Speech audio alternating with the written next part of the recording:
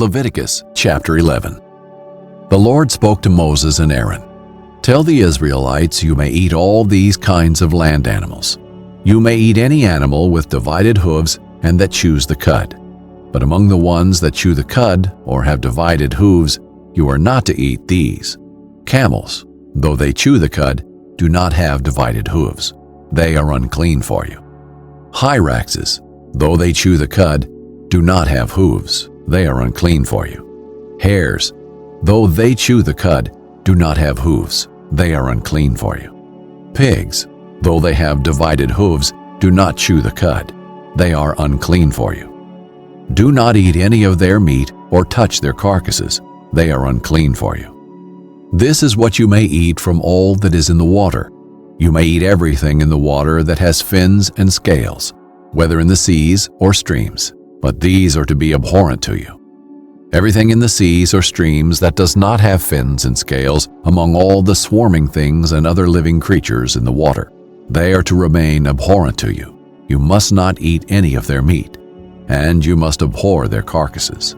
Everything in the water that does not have fins and scales will be abhorrent to you. You are to abhor these birds. They must not be eaten because they are abhorrent: eagles, bearded vultures, Egyptian vultures, kites, any kind of falcon, every kind of raven, ostriches, short-eared owls, gulls, any kind of hawk, little owls, cormorants, long-eared owls, barn owls, eagle owls, ospreys, storks, any kind of heron, hoopoes, and bats.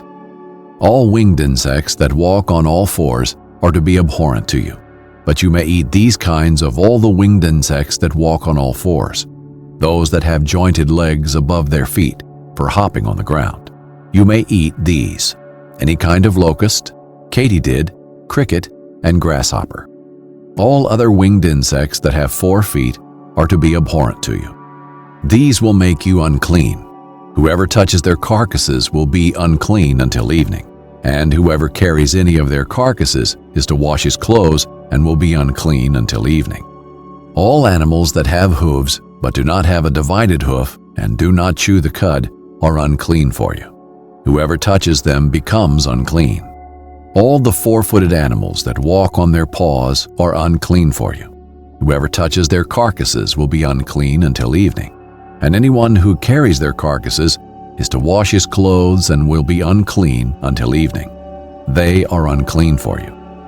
These creatures that swarm on the ground are unclean for you: weasels, mice, any kind of large lizard, geckos, monitor lizards, common lizards, skinks, and chameleons. These are unclean for you among all the swarming creatures.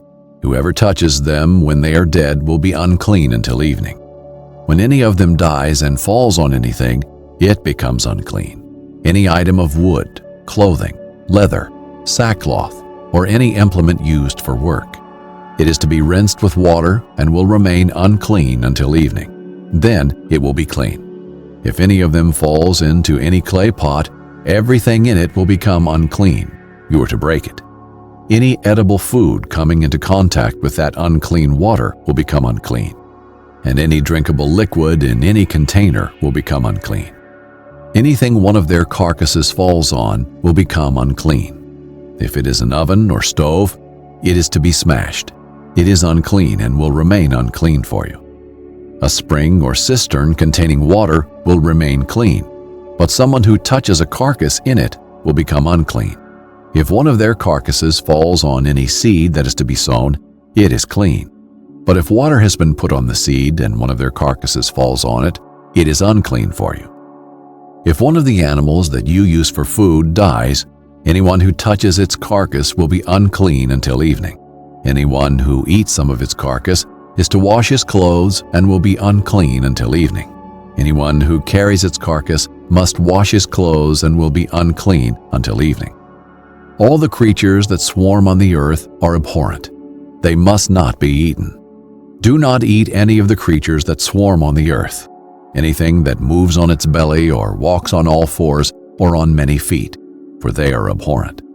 Do not become contaminated by any creature that swarms. Do not become unclean or defiled by them, For I am the Lord your God.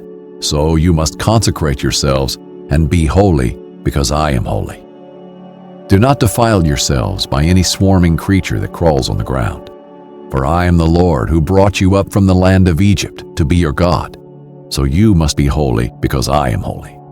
This is the law concerning animals, birds, all living creatures that move in the water, and all creatures that swarm on the ground, in order to distinguish between the unclean and the clean, between the animals that may be eaten and those that may not be eaten.